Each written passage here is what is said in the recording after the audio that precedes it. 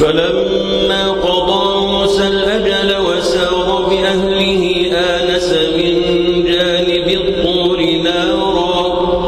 قال لأهلهم كثوا إني آنست نارا لعلي آتيكم منها بخبر أو جذوة من النار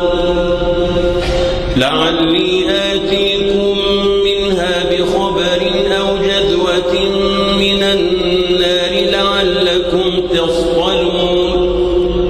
فلما أتاها نودي من شاطئ الوادي الأيمن في البقعة المباركة من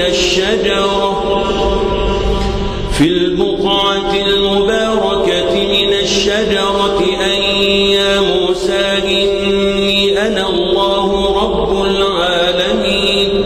وأن ألق عصاك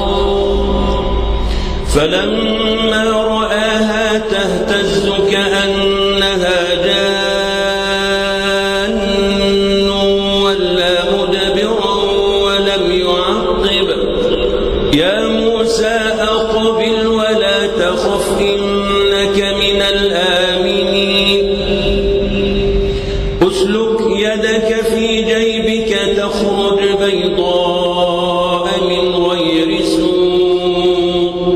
واضمم إليك جناحك من الرهب فذلك برهانان من ربك إلى فرعون وملئه إنهم كانوا قوما فاسقين قال رب إني قتلت منهم نفسا فأخاف أن يقتلون وأخي هارون هو أفصح مني لسانا فأرسله معي يرد أن يصدقني إني أخاف أن يكذبون قال سنشد عضدك بأخيك ونجعل لكما سلطانا فلا يصلون إليكما بآياتنا أنتما ومن اتبعكما الغالبون فلما جاءهم موسى بآياتنا بينات قالوا ما هذا إلا سحر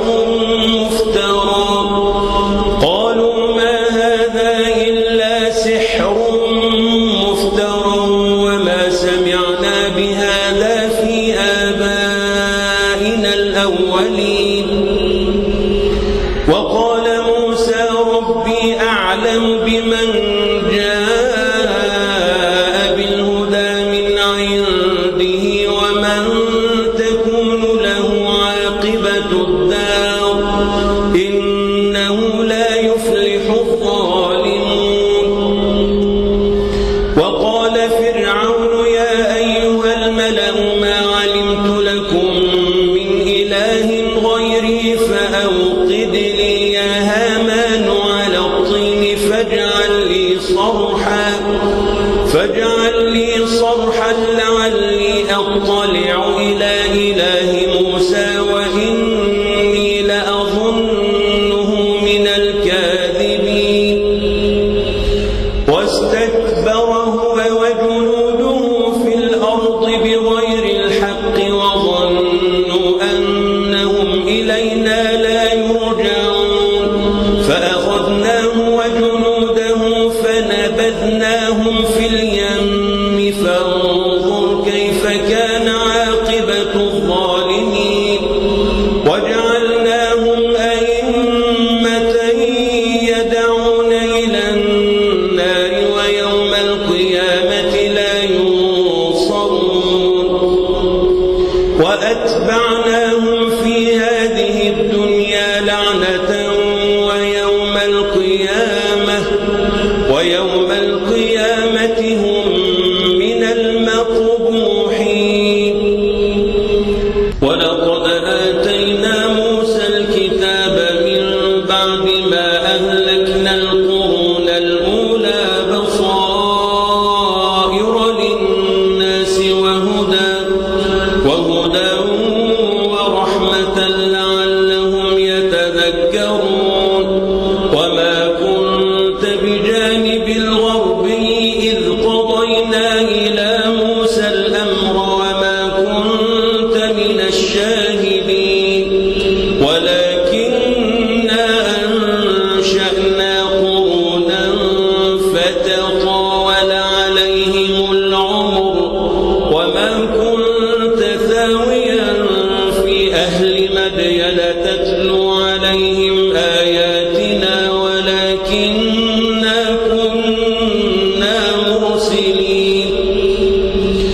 وما كنت بجانب الطور إذ نادينا ولكن رحمة من ربك لتنذر قوما ما أتاهم من نذير من قبلك لعلهم يتذكرون ولولا أن تصيبهم مصيبة بما قدمت أيديهم فيقولوا ربنا لولا أرسلت إلينا رسولا فنتبع